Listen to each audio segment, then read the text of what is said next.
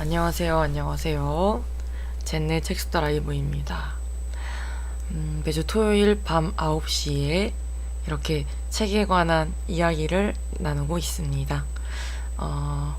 라이브라서 다시 보기는 유튜브 젠네 책수다 채널 검색하시면 지난 방송 다시 보기를 하실 수 있습니다. 정아님 오셨네요. 정아님 어서오세요. 반갑습니다. 한 주간 잘 지내셨나요? 아유, 아닙니다. 방금 시작했습니다. 네. 구병모 작가님의 버드 스트라이크 이야기 하다가 스포일러 안 당하려고 노력하고 있다는 얘기 하다가 어벤져스 영화 얘기가 나왔다가 네, 스포일러에 대한 얘기로 지금 좀 잠깐 빠졌었는데 네, 정말 제가 최근에 북릴레이에 참가를 하게 됐는데 이제 어떤 인스타 지인님이라고 해야 될까요? 네네, 인치님이라고 해야 될까요? 네, 인치님의 초대로 하게 됐는데 저의 방송을 늘 애청해주시는 분들을 그 자리를 빌어서 좀 땡스투를 하고 싶더라고요. 그래서 네, 그렇게 좀 태그를 해봤는데 여러분들 많이 당황하셨나요? 많이 당황하셨던 것 같아서 이게 참 제 의도와는 다르게 또 그렇게 되어서 좀 저도 당황을 저도 당황을 했는데 정말 부담 갖지 않으셔도 됩니다. 이게 뭐라고 정말 정말 그냥 깨끗하게 무시하셔도 돼요. 그냥 땡스투입니다, 여러분. 그냥 그 자리를 빌어서 감사한 마음을 좀 표현하고 싶었습니다. 네. 아무튼 오늘 방송도 이렇게 시간 챙겨서 또 이렇게 와주셔서 너무 감사해요. 정말 정말 영광이에요. 이벤트 당첨된 느낌, 그렇죠. 저도 그거를 한번 처음으로 그런 이벤트에 태그된 적이 저도 인스타 시작한 이래로 처음이었어요. 막 광고 같은 거 이런 거 빼고. 그래서 되게 기분이 묘하더라고요, 이게. 그래서, 뭔가 그 느낌을, 저도 저에게 좀 감사한 분들에게 전해드리고 싶어서, 네, 또 그런 의미도 좀 나름 있었는데, 그런 느낌을 좀 받으셨다니, 뿌듯합니다. 보람이 느껴지네요. 열심히 태그한 보람이 있어요. 네. 네, 감사합니다. 아유, 그렇게 말씀해 주시니까 더 제가 감사하고 영광이네요. 아무튼 이렇게 늘 함께 해주시는 분들이 계셔서 오늘도 즐겁게 즐거운 마음으로 왔어요. 감사해요. 다음에 또 그런 기회가 온다면 또 그때도 땡스투를 네, 부담은 갖지 마시고 네, 그러면 되겠습니다. 이한님께서 이거를 다 읽으셨다고 재미있으셨대요. 저는 지금 한 요 정도 읽었어요. 근데 재미가 있어요. 일단은 좀 이야기 자체에 좀 빠져들어서 읽고 있습니다. 그리고 가독성이 좋아요. 빨리빨리 책장이 넘어가고, 그러니까 이 세계관에 한번 빠지기 시작하면 그때부터는 이제 술술 읽어지는 것 같아요. 그래서 혹시 읽고 싶으시다면은 그 앞부분에 약간의 뭐 배경 지식이랄까요? 이게 판타지 소설이다 보니까 좀 세계관이 낯설잖아요. 그 세계관에 대한 개괄적인 이해를 한 상태에서 소설에 들어가시면 훨씬 술술 진짜 막힘없이 재밌게 읽으실 수 있을 것 같다는 생각이 좀 드네요. 제가 읽어보니까 저는 완전히 무지의 상태에서 백지 상태에서 읽기 시작해서 그런지 처음에는 조금 읽는데 품이 들더라고요. 안녕하세요. 블록헤드 포님. 네, 반갑습니다. 오랜만에 오셨네요. 잘 지내셨나요, 그동안? 네.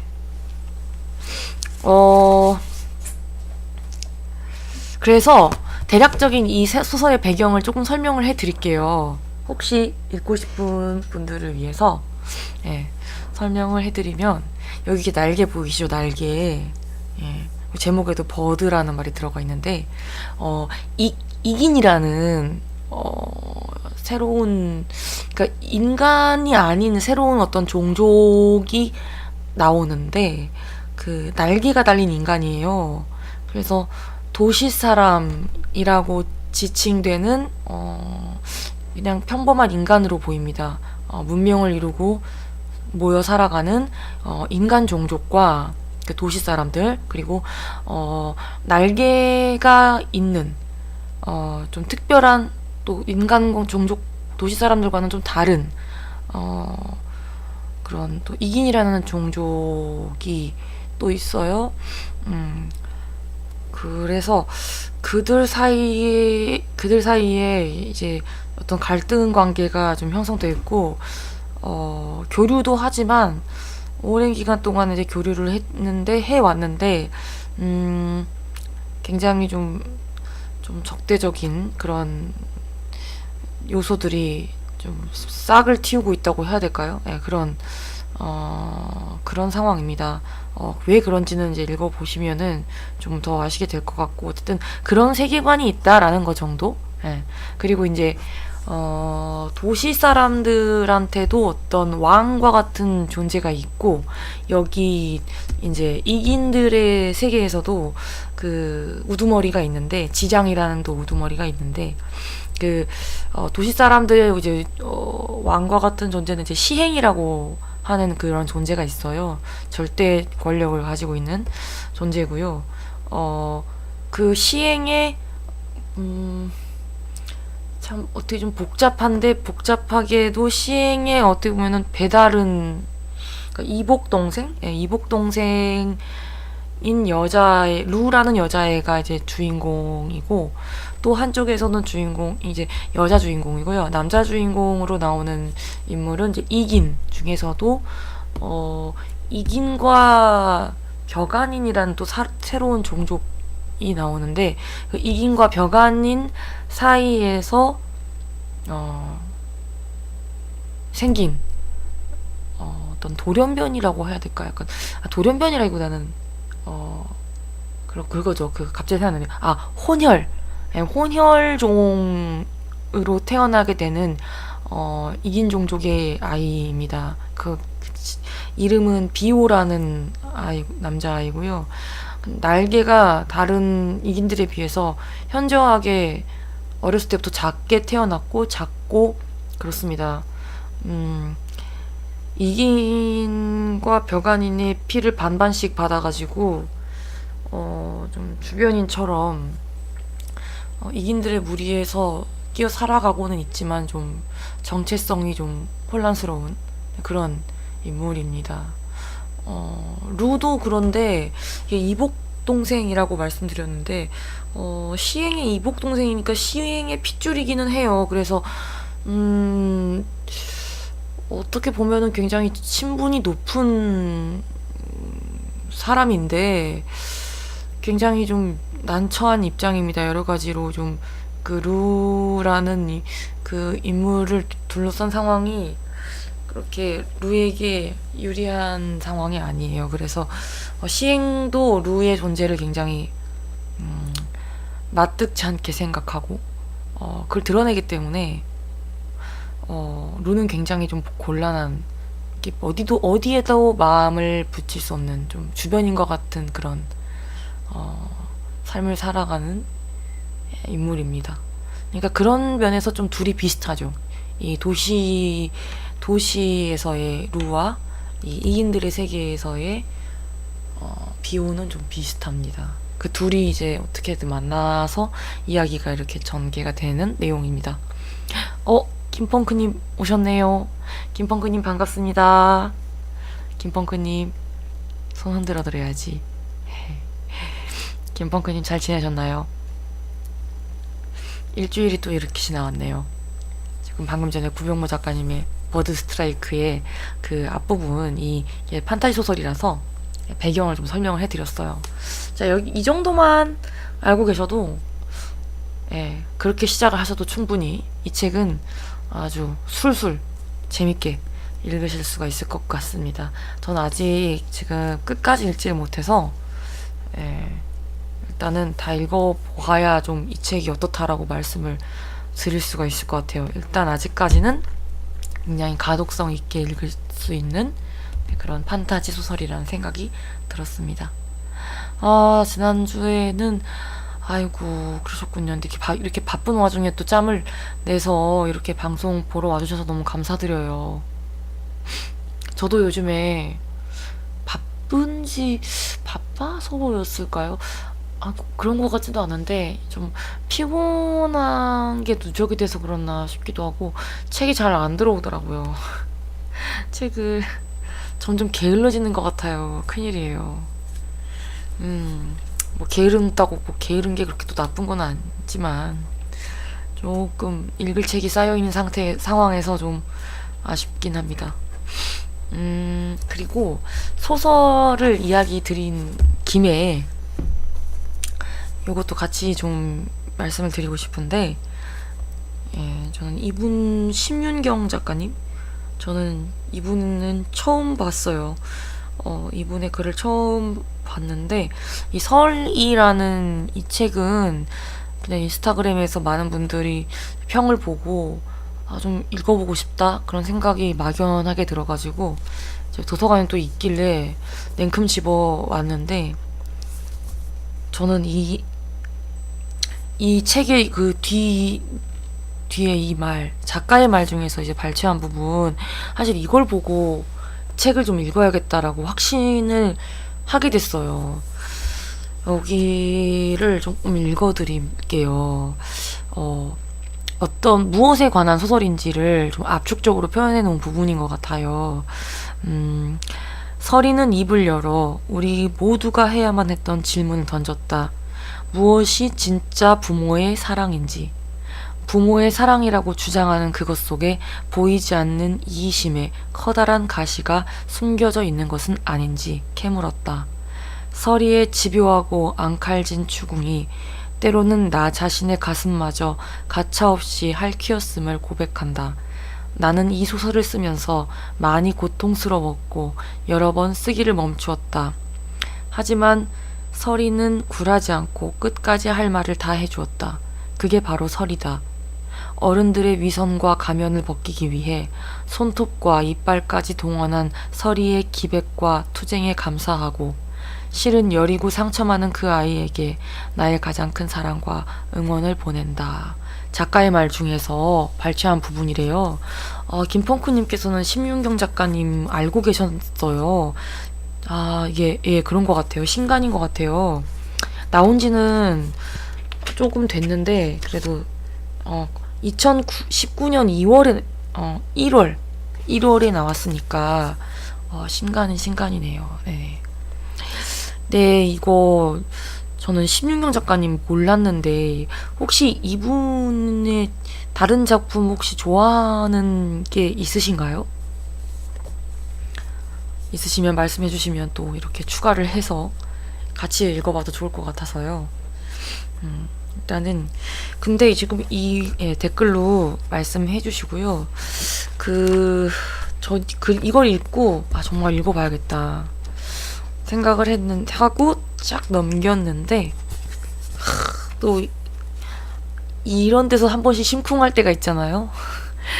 이 책의 진짜 가장 앞부분에 이 세상의 모든 아이들과 한때 아이였던 사람들에게 라고 되어 있는데, 저는 이 문구가 탁 박히더라고요. 좀 가슴에 박혔어요. 모든 아이들과 한때 아이였던 사람들에게. 그러니까 아이에 대한 이야기를 하고 있구나 라는 생각과 함께, 우리 모두는 언젠가 한때는 우리 모두 아이였던 사람들이라는 걸 좀 생각하면서 읽어봐야겠다라는 생각 들었습니다. 그래서 읽기 시작을 하는데 이분 그렇게 술술 읽어져요. 술술 읽어진다라는 게 일단 큰 매력이었고요. 이렇게 글 잘 쓰는 분을 있었다니, 몰랐다니, 약간 이런 생각이 들 정도로 글을 참 매끄럽게 이야기를 잘 풀어나가신다는 느낌을 첫인상을 받았고요. 어, 이 설이라는 아이가 이제 자기 1인칭 화자로서, 아, 그러시군요. 달의 재단. 음. 진짜 글빨 좋은 분인 것 같아요. 진짜 정말 매끄러워요. 문장과 표현과 이 이야기를 이렇게 끌어나가는 그 이야기 전개나 이런 것들이 정말 매끄럽습니다. 눈앞에 보이는 것처럼 막 이렇게 잘 표현해 놓으셨고, 어, 이렇게 막 거추장스럽지 않고요, 묘사가. 예, 그렇다는 느낌을 받았습니다. 어떤 소설들은 묘사 자체가 너무 감각적이랄까요? 너무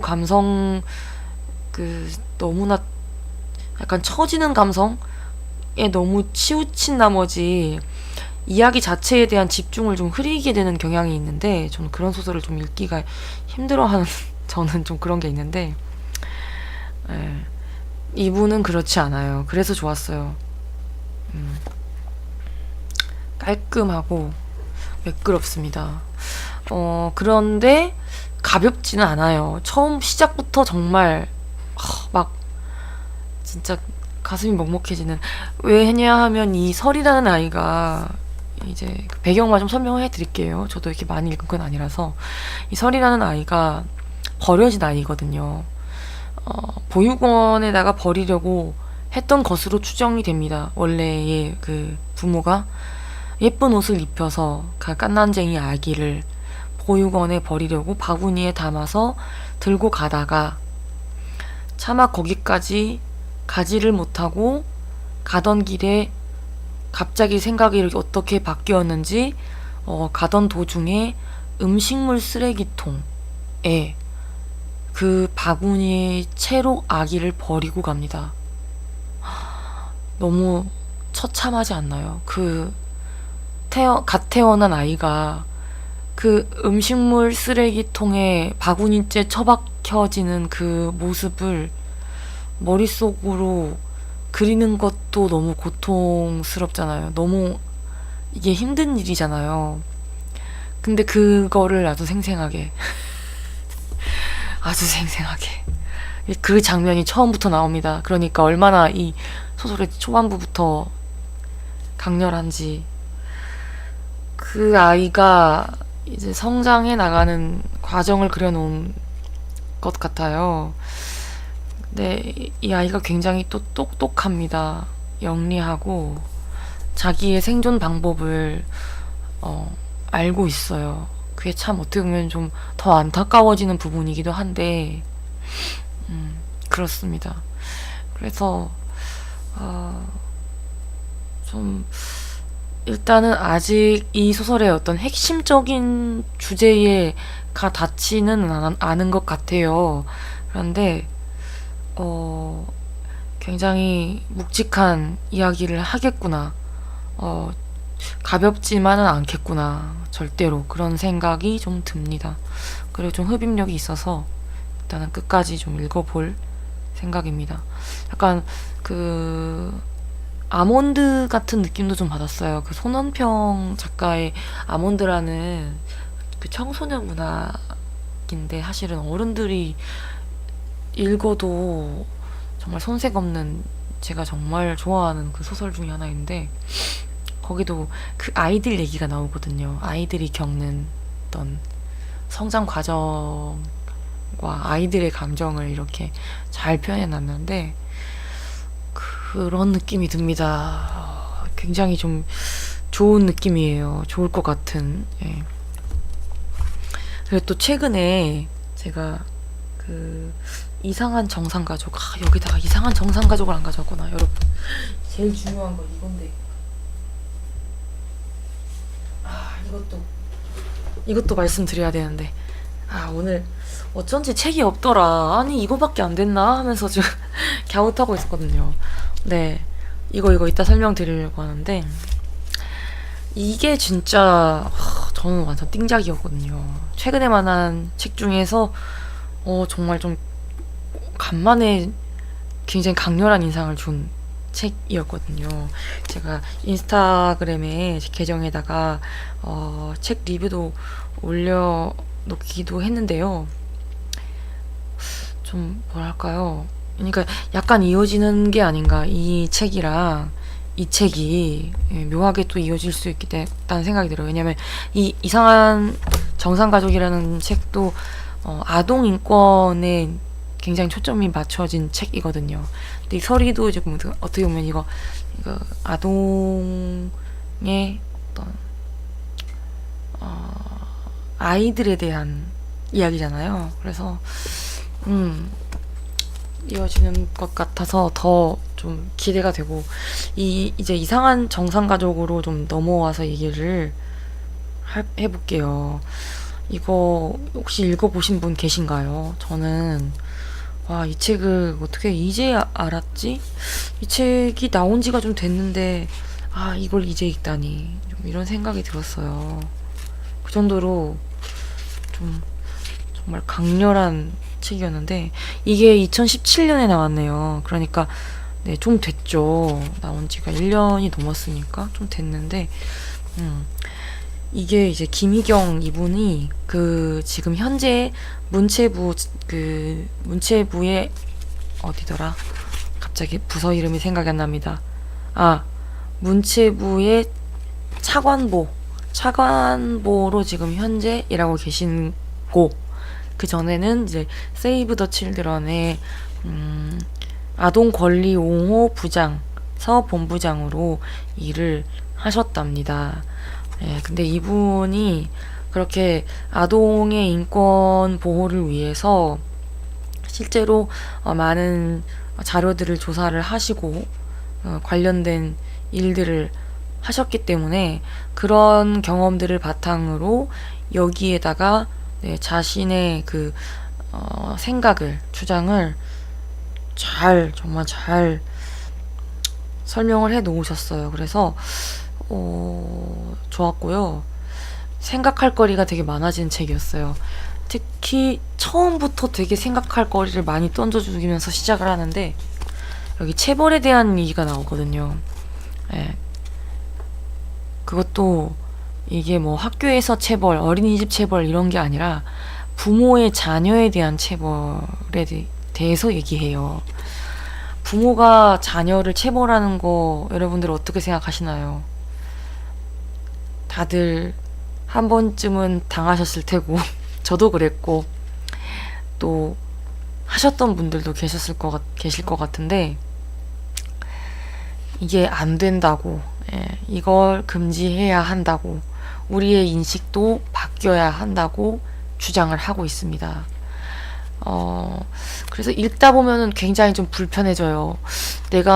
그래도 애들은 좀 정말 아닌 행동을 할 때, 정말 이건 아니라는 걸 확실하게 가르쳐주기 위해서, 그러니까 훈육의 목적으로는 체벌도 좀 필요하지 않나? 좀 필요한데, 또 심지어 어떤 분들은 내가 체벌을 받아왔기 때문에, 그런 부모의 체벌이 있었기 때문에 내가 이렇게 올바른 인간으로, 어른으로 성장할 수 있었어 라고 생각하시는 분들도 상당히 많을 거라고 생각을 하고, 또 이 책에서도 실제로 그런 심리에 대해서도 언급을 합니다.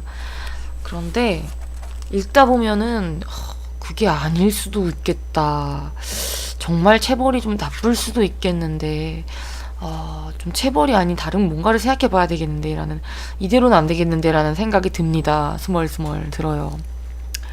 조금 소개를 해 드릴게요. 그래서 여기 보면 이 32쪽인데요. 어린이집에서는 어떠한 체벌도 있어서는 안 된다는 사회의 태도는 매우 확고하죠. 어린이집에서 아동학대가 굉장히 많이 사회적으로 이슈가 되었기 때문에 이 부분에 대해서는 다들 그렇게 확고하게 안 된다라고 생각하실 거예요.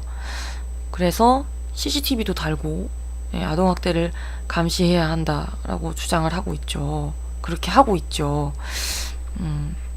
근데 이제 문제는 좀 이상한 건 이거예요.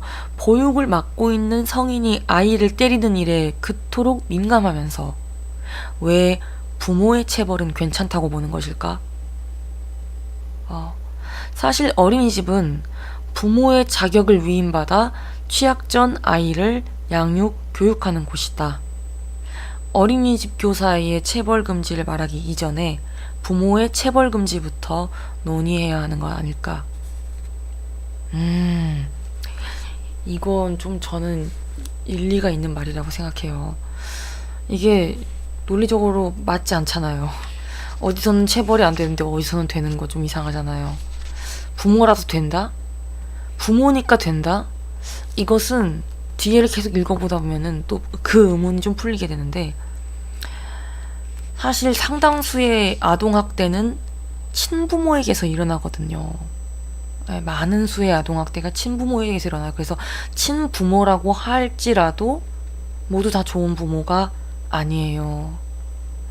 그런데도 우리나라는 그 부모의 권리, 그 자녀에 대한 권리, 친권이라고 하는 그 부모의 권리가 엄청나게 막강해요. 그래서 국가에서 뭐 아동학대라고 뭐 이렇게 신고가 들어와도 국가에, 그래서 조사를 나와도 부모가 아니 내 아이를 내가 훈육하겠다는데 당신들이 무슨 권리로 무슨 상관이냐, 내가 알아서 내 자식 내 아이 내가 알아서 키우겠다, 그러니까 상관 말아라, 이렇게 나온다는 거예요.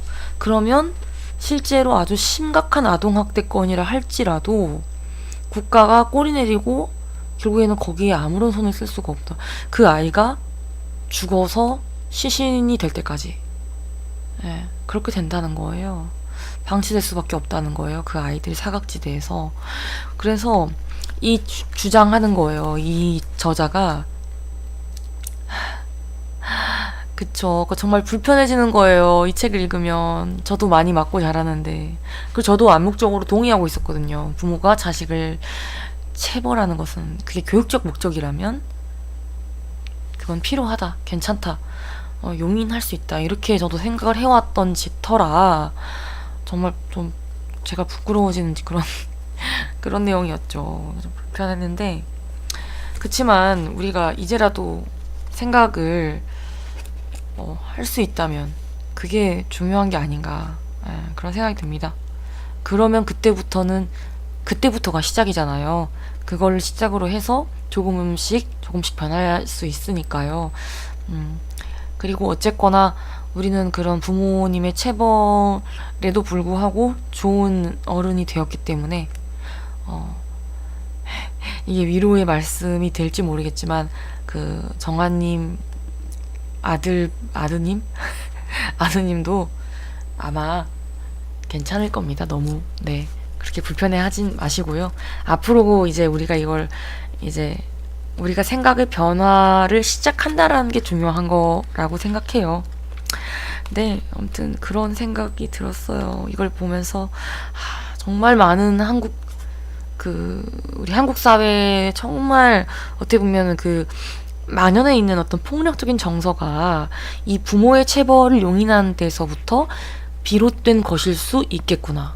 그러니까 이게 비단 아이들의 인권 보호와 아동학대를 예방하기 위한 것뿐만이 아니라 우리 사회의 여러 가지 폭력적인 문화와도 이 연결된다는 게 저는 되게 소름 돋았는데, 이런 부분이 있어요.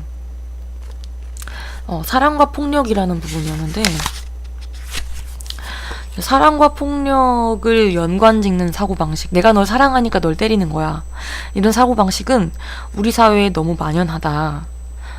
체벌뿐 아니라, 체벌도 어떻게 보면 사랑하니까 때린다, 뭐 그런 사고방식이죠. 그런 체벌뿐 아니라 뭐 데이트 폭력, 가정 폭력에서도 그렇고, 뭐 대학 입학 시즌만 되면은 군기잡기성 체벌이 문제가 되는 신입생 환영회에 일그러진 모습도 그렇다. 어쩌다가 환영의 방식으로 폭력을 사용하는 지경에까지 이르게 됐을까. 지금은 많이 약해졌다고는 하는데 여전히 있을 것 같아요. 왜냐면 제가 신입생 때도 분명히 있었고, 폭력적인 방식으로, 그러니까 뭐 술을 먹기 싫은데 이렇게 억지로 강요해서 먹게 한다던가, 원하지 않는 벌칙을 뭐 수행하게 한다던가, 이런 것들이 있었거든요. 그래서 지금도 여전히 행해지고 있는 폭력이 아닐까 싶은데, 이런 것들이 여기 계속 읽어볼게요. 나는 우리 사회에서 이런 폭력을 할 만한 것으로 수용하게 만드는 하위 문화 중 첫손에 꼽을 만한 것이 부모의 체벌이라고 생각한다. 이게 진짜 소름 돋는 지점이에요. 그리고 이것을 뒷받침하기 위해서 인류학자들의 연구 결과를 가져왔는데, 연구에 따르면은 사회적인 계층화, 정치적 의사결정의 비민주성, 폭력적 문화가 심한 사회일수록 체벌이 심한 경향성이 있다라는 거예요. 그래서 이 부모가 그럴 의도가 없었다고 해도 신체적 체벌은 부모와 자녀 사이의 힘의 차이를 생생하게 드러낸다. 이 불평등함을 인지한 어린이들은 어른이 되어서도 힘과 권력에 따른 불평등을 당연하다고 받아들이기 쉽다. 라고 합니다. 근데 이게 맞지 않나요? 정말 그렇겠다는 생각이 들었어요. 그래서 저는 이 체벌이라는 것은 어떤 이유에서도 온지 용인해서는 안 될 것이구나. 이것으로 인해서 굉장히 많은 사회 문제들이 파생되어 왔겠구나라는 생각이 들었습니다. 그래서 마지막에 이렇게 결론을 내리는데요. 부모 혼자 아이를 키울 수 없듯 부모 혼자 아이를 학대하지 않는다. 네, 정아님 혼자 학대하신 게 아닙니다. 이거는 체벌을 쉽게 생각하고 용인하는 태도, 폭력에 관대한 정서, 공적 개입의 부재 등으로 인해 자잘한 구멍이 사방에서 생겨나고 결국 어디에선가는 아이가 맞아서 목숨을 잃는다.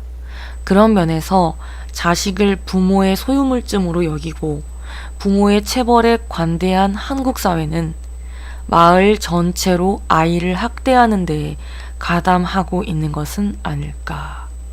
결국 이겁니다. 우리 모두가요, 이 책임에서 벗어날 수 없다라는 거예요. 그러니까 저한테도 책임이 있고요.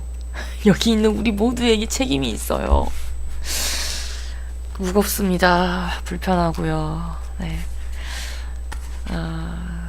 정말 제 머릿속을 아주 이렇게 헤집어 놓는 책을 진짜 오랜만에 만났습니다. 그러니까 이 책이요. 그래도 체벌은 필요하지. 그래도 애들을 훈육하려기 위해서 부모가 애들을 때릴 수 있지. 라고 끝까지 자기 주장을 굽히지 않고, 자기 생각을 고집할 사람들을 설득하기 위해서 아주 정말 열심히, 최선을 다해 쓰셨다는 생각이 듭니다. 저도 정말 거의 확고한 생각이 있었는데, 이게 생각을 달리 하게 되더라고요. 막 이런 얘기도 나옵니다. 안전벨트에 비유한 부분인데, 체벌을 안전벨트가 없는 상황에 비유한 내용인데, 이렇게 생각할 수 있구나라고 생각했어요. 그 체벌의 유해성을 연구해온 발달 심리학자 엘리자베스 거쇼프는 이를 자동차 안전벨트에 비유해서 설명했다. 성인의 상당수는 자동차 안전벨트가 없던 시절에 자랐다. 하지만 누구도 안전벨트가 없었던 덕분에 내가 잘 자랄 수 있었다고 말하지 않는다. 안전벨트가 없었음에도 불구하고 무탈하게 자랐다고 말해야 한다. 마찬가지로 부모의 체벌 덕분에 내가 괜찮은 사람이 되었다고 말해서는 안 된다. 부모의 체벌에도 불구하고 나는 괜찮은 사람이 되었다고 말해야 한다. 이렇게 생각할 수도 있다는 거예요. 그러니까 그 체벌에 대해서 다시 좀 생각해 보게 되지 않나요?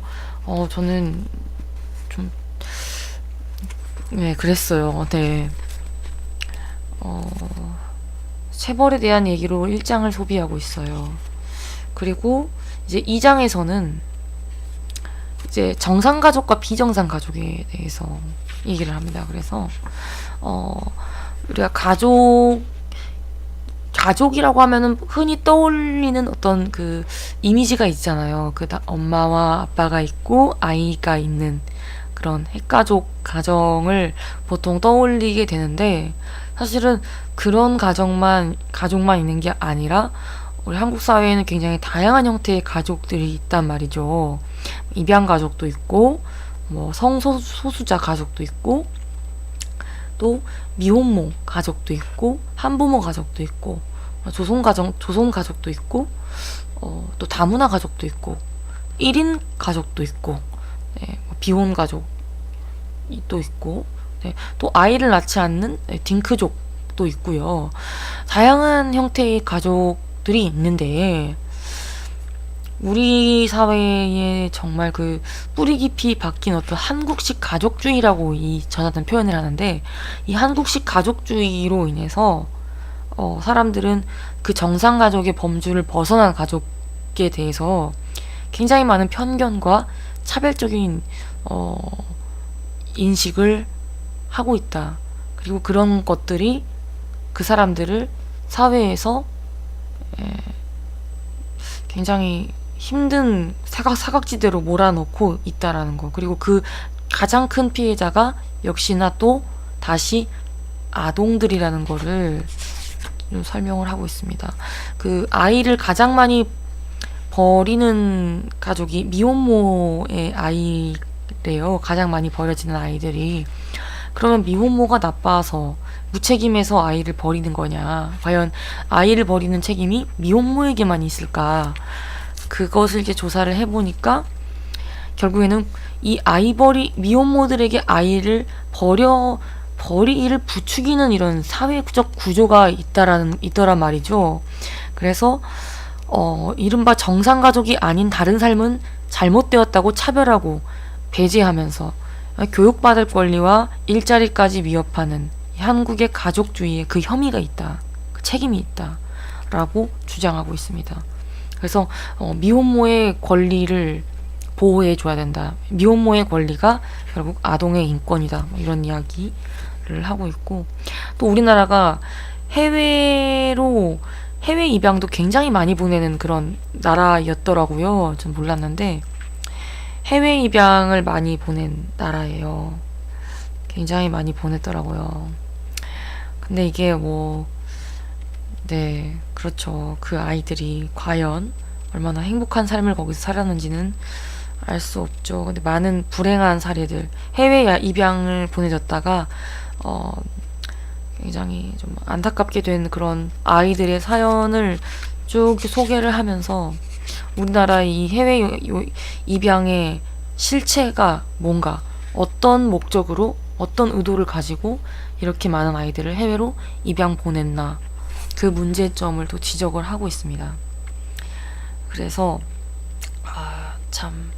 그러니까 입양이라는 제도 자체가 나쁜 건 아닌데 거기에 대해서도 좀 대책이 필요하다. 이대로는 정말 안 되겠구나라는 생각이 들었어요. 제도적인 차원에서 좀 더 적극적인 그 아동들의 권리 보호를 위해서 이런 입양 부분에서도 좀 더 정비가 필요하다는 생각이 들었습니다. 그런 얘기도 나오고요. 그리고 이제 3장에 가면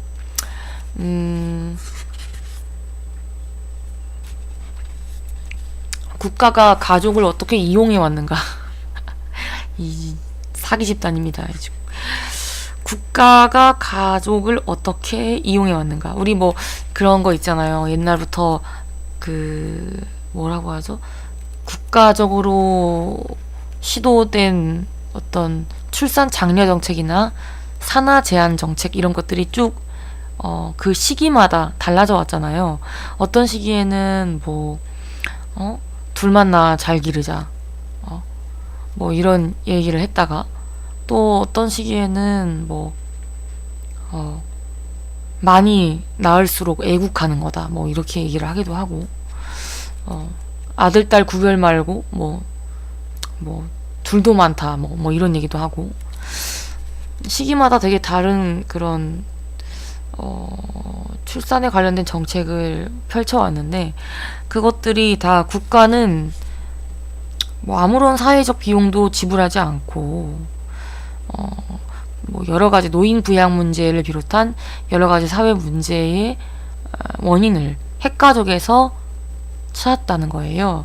바람직한 가족상을 내세우면서 국가가 가족을 이용했다고 해도 과언이 아니다라는 거예요. 이게 우리가 이 국가가 가족을 이용해왔다라는 생각은 못 해봤어요, 저는. 근데 그렇게 생각할 수 있겠더라고요. 이게 국가가 가족들에게 사기치는 겁니다. 정상적인 가족은 이런 거니까 너희들도 여기에 맞춰 라고 설득하는 겁니다. 세뇌시키는 거예요. 근데 사실 누가 그것을 결정하나요? 누가 정상 가족과 비정상 가족을 결정할 수가 있단 말인가요? 그리고 그 기준이 어떻게 정당화가 되는지 그런 논의는 싹 감춘 채 시기마다 다른 자기들의 어떤 시대의 요구에 맞는 것들을 자기들은 아무런 비용도 지불하지 않으면서 가족들에게 요구해 왔다라는 거, 정말 부들부들한 진짜 지점입니다. 그 금모으기 운동도 얘기가 나오는데 그게 대표적인 이제 국가가 가족을 이용한 사례라고 소개를 하고 있어요. 국가가 가족을 이용한 대표적인 사례, 이제 국채 구상 운동이 아니라 금모으기 운동인데 이게 아주 기묘한 운동이라는 거예요. 국가와 재벌의 잘못으로 야기된 외환위기였고 국민의 혈세로 부실 기업과 부실 금융기관에 공적 투입을 한 것도 모자라서 국가가 국민에게 손을 벌린 것이니까 말이다. 이거 정말 이건 팩트라고 생각합니다. 이건 팩트예요. 이 사람의 주장이 아니라 이건 팩트죠. 정말 그랬잖아요. 정말로 국가와 재벌들 몇 재벌의 잘못으로 이런 위기가 닥쳐왔는데 이 국민들의 세금 잘못 운용한 잘못까지 더해져서 이 지금 그들의 잘못인데 국민에게 손을 벌렸죠. 이런 아이러니한 상황이 금모으기 운동의 실체였다라는 얘기를 하고 있습니다. 그래서 사회학자 김덕영은 환원근대라는 책에서 금모으기 운동을 국가와 가족의 관계에서 쌍방성이 결여된 일방적 증여라고 묘사했다. 그러니까 가족이 우리 개인 국민 개개인이 국가에게 일방적으로 준 것이에요. 아무것도 받지 못했는데도. 씁쓸하죠. 이런 일이 있었다는 게. 네. 범킨터님 반갑습니다. 어서 오세요. 이상한 정상가족 김희경 책 이야기하고 있었습니다. 근데 그래서 이 한국식 이 국가주의의 문제점을 2장에서는 얘기를 하고 이 3장에서는 이 국가의 문제에 대해서 얘기합니다. 국가가 어떻게 가족을 자신들의 입맛에 맞게 이용해왔고 필요에 의해서 이용해왔고 그러면서도 가족들에 대한 사회적 비용을 얼마나 지원하지 않았는가. 그러니까 가족에게 다 떠넘겼다는 거예요. 자본주의가 우리 빠르게 경제 성장하면서 여러 가지 부작용, 문제점들이 있었잖아요. 그런데 그런 문제에 대한 책임은 그 어떤 책임도 거의 지지 않았고 국가는요. 그러면 그 책임은 고스란히 누구에게 갔느냐. 결국 가족이 떠안게 됐다는 겁니다. 그래서 우리 한국식 가족주의라는 아주 이상한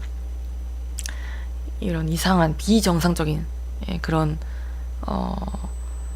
어떤 생각을 형성을 했고 그게 정상가족의 범죄에 들어가지 않는 가족들에게는 굉장히 폭력이 되고 또 다른 사회 문제를 일으키는 원인이 되었다라는 이야기를 하고 있습니다. 계속 그러니까 악순환이죠. 물고 또 물어지는 그런 고리가 되어서. 그래서 마지막으로는 대안을 제시하는 장인데요. 4장. 가족이 그렇게 문제라면 대안은 무엇인가? 함께 살아가기 위해 우리가 해야 될 일은 뭐냐? 인데요. 이제 국가적인 차원에서 좀 강력하게 친권을 제한할 수 있는 부모 체벌 금지법을 만들어서 강력하게 시행해야 된다라고 주장합니다. 부모가 자식에 대해서 가지는 권리인 친권은 사실은 권리적인 성격보다 의무에 가깝다. 그것은 자식을 잘 훈육할 권리가 아니라 의무이다. 그런데 그 의무를 제대로 다하지 않을 때 그것은 국가 차원에서 그 권리를 제한할 필요가 있다. 아동의 인권도 성인의 인권과 마찬가지로 똑같이 보호받아야 할 이유가 있기 때문에, 받아야 하기 때문에, 그렇죠. 그래서 그렇다는 거예요. 부모 체벌 금지법에 대해서 얘기를 하고요. 그러니까 국가가 좀 더 적극적으로 나서야 뭐 이런 얘기를 하고 있습니다. 그리고 좀 인상 깊었던 구절이요. 여러분도 혹시 린드그렌이라는 작가를 아시나요? 아동문학 작가로 되게 유명한 스웨덴 작가인데요. 나의 린드그렌 선생님이나 삐삐 롱스타킹과 같은 유명한 아동문학을 집필한 저자입니다. 이 사람이 부모의 체벌을 금지하는 법이 스웨덴에서 통과되기 전에 1년 전에 폭력에 반대합니다라는 제목의 연설을 했다고 합니다. 그 연설에서 했던 말인데 그 부분을 읽어드릴게요. 자, 폭력 없이 아이를 키운다고 해서 우리가 영원한 평화의 상태 안에서 살아갈 새로운 인류를 만들 수 있을까요? 아마 어린이 책 작가들만이 그렇다고 대답할지도 모릅니다. 그건 유토피아겠지요. 이 가난하고 아픈 세상에서 평화를 원한다면 해야 할 많은 다른 일들이 있음을 압니다. 그러나 지금 이 순간 전쟁이 아닌데도 세상에는 잔혹함과 폭력이 가득하고 아이들도 여기에서 눈 감을 수 없습니다. 아이들도 이 폭력을 매일 보고 듣고 읽습니다. 그리고 결국 폭력은 자연스러운 상태라고 믿게 될 것입니다.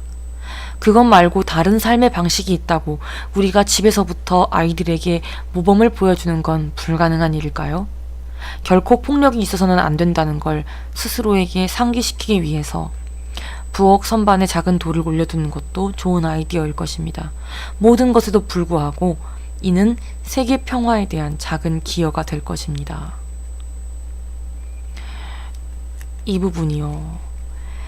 아이들은 폭력을 매일 보고 듣고 읽고 있고 결국 폭력은 자연스러운 상태라고 믿게 될 것이라는 것. 이게 정말 무서운 거라는 생각이 들었습니다. 김펑크님께서 질문해 주셨는데 가정 내에서 노인 부양이나 학대에 대한 내용, 노인 학대에 대한 내용 말씀하시는 거죠? 아동 학대에 대한 내용은 많이 나와 있는데 노인에 대한 얘기는 없었던 것 같아요. 여기서는 주로 아동의 인권 그리고 아동 학대에 대한 이야기에 좀 초점이 맞춰져 있어요. 그리고 이제 가족에 대한 어떤 시선, 가족을 바라보는 어떤 차별적인 시선과 또 차별적인 구조, 사회적 구조들 이런 것들이 야기하는 여러 가지 문제점들에 대해서 이야기를 하고 있습니다. 유리님 어서 오세요. 반갑습니다. 잘 지내셨나요? 요즘 책을 잘 못 읽으신다고. 네, 저도 그렇습니다. 왜 이렇게 책이 잘 안 읽혀지는지 모르겠어요. 이상하게 그래요. 약간 책태기가 왔나? 여러분 책태기라는 게 또 있다던데. 책 권태기. 네. 모르겠어요. 좀 그런 것 같기도 하고 아닌 것 같기도 하고. 그래서 이상한 정상가족에 대해서 이야기를 드렸습니다. 네. 그쵸. 핑계지만 그렇죠. 방송이 1시간이 다 되어서 잠깐 끊고 다시 이어가도록 할게요.